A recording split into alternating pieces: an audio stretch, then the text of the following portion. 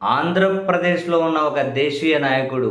ఆయన పడుకున్న, లేచిన దేశం, దేశం అని ఆ ఊపిరే పీలుస్తూ ఉంటారు, వదులుతూ ఉంటారు. ఆయన పార్టీ పుట్టింది దేశం కోసమే.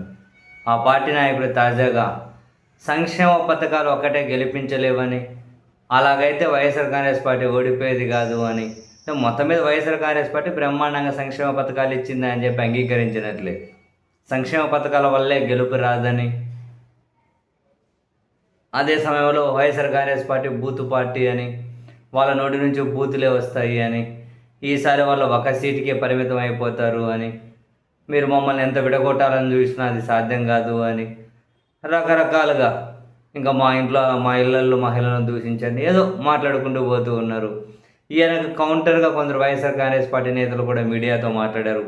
నాకు ఆ ఫస్ట్ మాట్లాడిన ఆయన మాటలు చూస్తేనే అనిపించింది, ఈయన వ్యాఖ్యలకు ఎవరు కౌంటర్ ఇచ్చి ఈయన మాటల గురించి ఎవరు మాట్లాడినా టైం బొక్కే అనిపించింది. వైసీపీ నేతలు మాట్లాడినా కూడా టైం బొక్కే అనిపించింది. సంక్షేమ పథకాలు ఒకటే గెలిపించలేవు. అర్ధరాత్రి ఆత్మలన్న ఓట్లేయాలి, ప్రతి 3 సెకండ్లకు ఒకటి. లేదు, నోరు తెరిస్తే అబద్ధాలన్నా చెప్పాలి, కాన్ఫిడెంట్గా అది కూడా అబద్ధాలు చెప్పాలి, గాలి మాటలు మాట్లాడాలి, ప్రజలను మోసం చేయాలి, ఒళ్ళంతా ద్వేషం, అసూయ నింపుకోవాలి. ఇవి కూడా అడిషనల్ క్వాలిటీస్ ఉండాలి అండి. అనుకోని సంక్షేమ పథకాలు ఒకటే గెలిపించలేము అంటే ఇప్పుడు వీళ్ళ బాస్కి ఏమైనా చెబుతారా? సంక్షేమ పథకాలు వద్దు, ఆపేయమని చెప్పి చెప్పగలుగుతారా? బూతుల పార్టీ అంట వైసీపీ.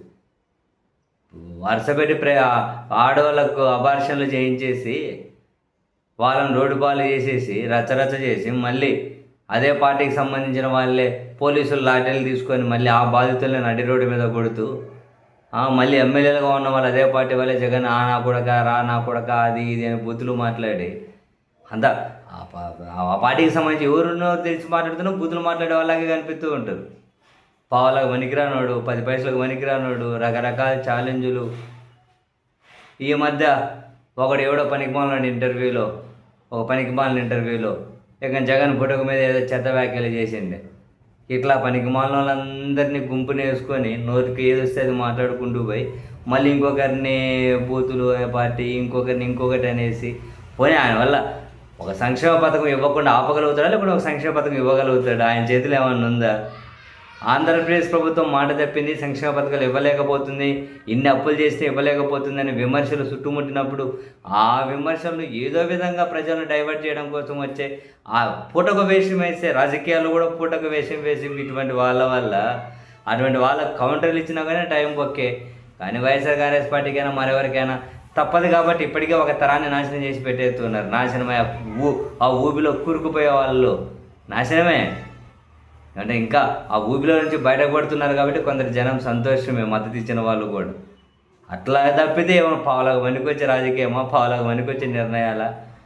ఏందో ఆ మీడియా కానీ కవరేజ్ ఇస్తూ ఉంటుంది. ఏదో ప్రభుత్వంలో ఉన్నప్పుడు ఏమంటారు, ఎక్కలేని ఎలివేషన్స్ ఇచ్చుకుంటూ పోతూ ఉంటారు. అంతకు తప్ప ఏముంటుంది? ఏమన్నా ఒకటి అమలు చేసేది ఉందా, ఒకటి ఆపేసేది ఉందా? టైం బొక్క అట్లాంటి వాళ్ళ గురించి మాట్లాడడం కూడా వైసీపీకి.